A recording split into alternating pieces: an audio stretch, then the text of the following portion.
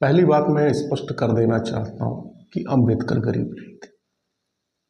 अंबेडकर के ऊपर जिन लोगों की छत्र छाया थी वो बहुत संपन्न और प्रभावशाली लोग थे, और अंबेडकर इसलिए पढ़ पाए क्योंकि उन लोगों ने उनकी मदद की। बचपन से ही अंबेडकर कोट पैंट पहना करते थे, तमाम फोटो में दिख जाएंगे।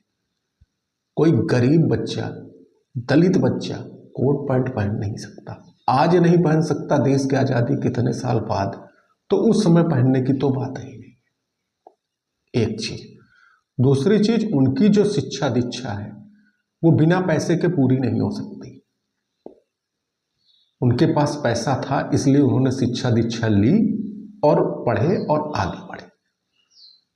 तीसरी चीज, अंबेडकर विदेश शिक्षा के लिए गए थे। उन्होंने लॉ की डिग्री ब्रिटेन से ली थी और कई देशों में उन्होंने पढ़ा।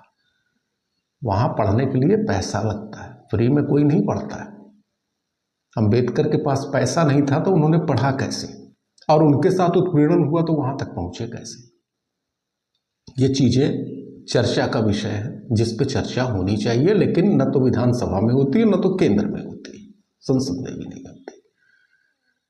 क्यों नहीं होती?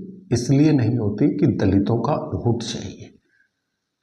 अंबेडकर बेसिकली दलित नहीं थे, उनको दलित के रूप में महिमा मंडित किया जा रहा है। दलित वो है जो गांव में रहते हैं, किसी तरह जीवन यापन करते हैं। अंबेडकर किसी तरह जीवन यापन करने वालों लोगों में नहीं थे।